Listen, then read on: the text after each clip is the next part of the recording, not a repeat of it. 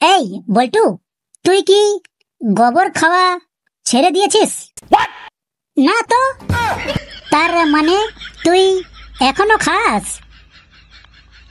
দেখ ঘেচু, তুই কিন্তু আমাকে এভাবে অপমান করতে পারিস না। তুই যে কালকে কাণ্ডটা করেছিস ওটার রেকর্ড কিন্তু আমার কাছে আছে। আরে বল্টু, আমি তো ইয়ার্কি করলাম, জাস্ট ডোন্ট মাইন্ড। হ্যাঁ, ডোন্ট মাইন্ড। বল্টু, তুই জানিস দুনিয়াতে মা বাবার থেকে কেউ বড় হয় না। কেন? দাদু, দিদা, নানা, নানি এরা কি আকাশ থেকে এসেছে? ঘেচু রে, তোর তো বল্টু 12টা বাজিয়ে দিল।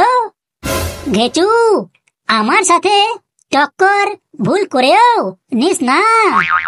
এই কালু, তুই যে কালকে খরগোশটা হসপিটালে নিয়ে গেলি, তো ডক্টর কি বলল? ঘেচু ভাই, ডক্টর কোনো জবাব দেয় না রে। কেন? ডক্টরটা খরগোশটাকে কি প্রশ্ন জিজ্ঞেস করেছিল যে জবাব দেয় নাই?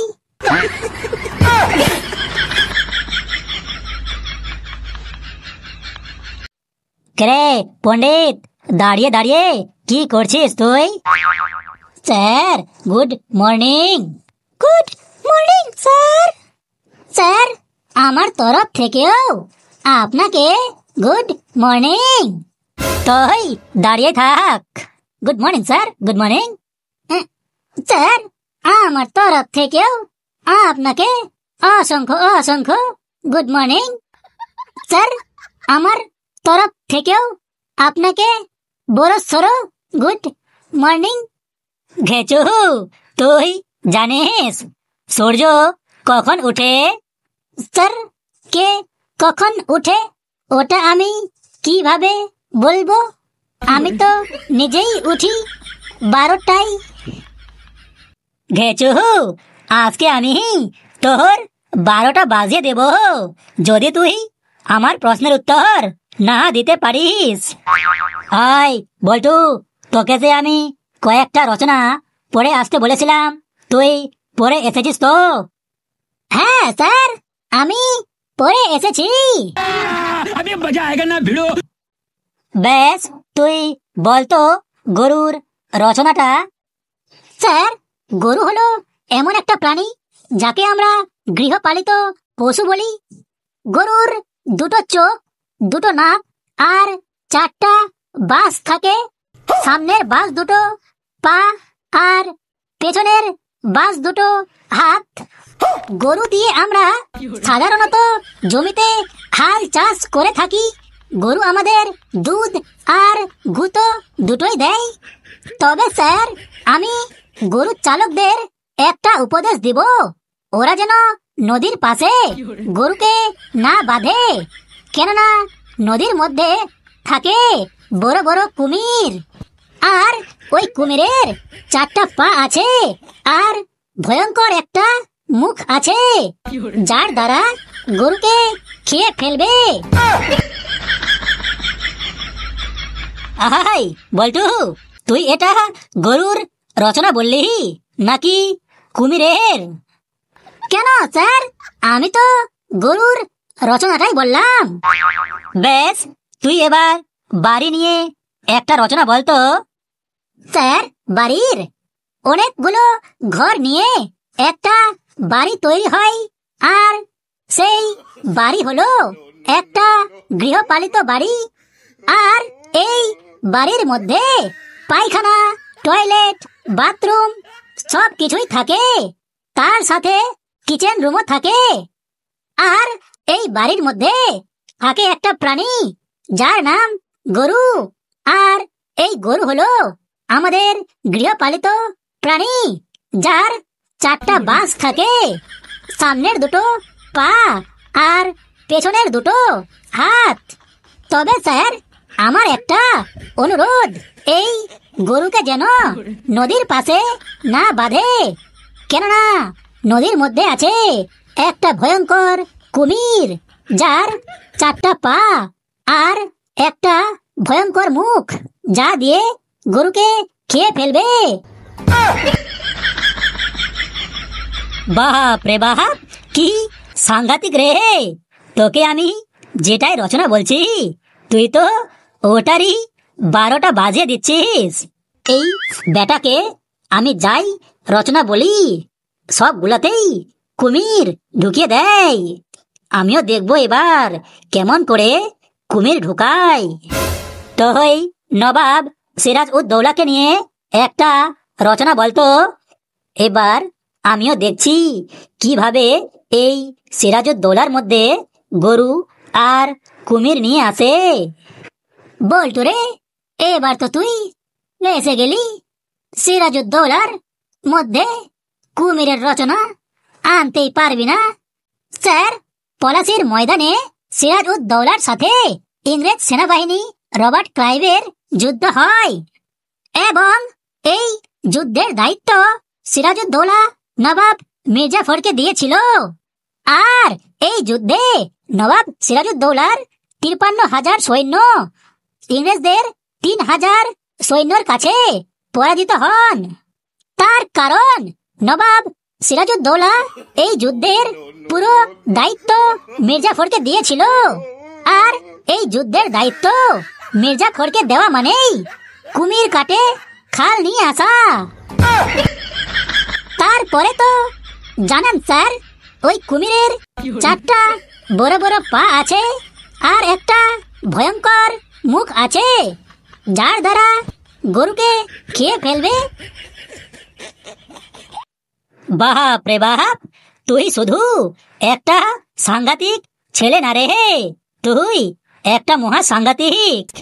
বলতো, তুই একদম বেঞ্চের উপরে কান ধরে দাঁড়িয়ে থাক। আজকে আমি সবার ছুটি দিলেও তোর কিন্তু ছুটি দেব না। বলটু রে, তুই তো খালি ভয়ঙ্কর না রে, তুই মহা ভয়ঙ্কর। বাপ রে! আয় কালু, তুই দাঁড়া তো। বলুন স্যার, আপনি আমাকে দাঁড়াতে বললেন কেন? আমি তো বসে বসেই ঠিকঠাক ছিলাম। তুই যদি আমার প্রশ্নের উত্তর না দিতে পারিস, তাহলে আর কোনোদিনও ঠিকঠাক বসতে পারবি না। বলুন স্যার, বলুন। তুই বলতো রে, অহংকারের পতন কিভাবে ঘটবে? স্যার, যদি কেউ নিজেকে স্মার্ট ভাবে অহংকার দেখায়, তাহলে আপনি ওকে একবার ডক্টরের প্রেসক্রিপশনটা দিয়ে দেবেন আর গোটাটা রিডিং পড়তে বলবেন।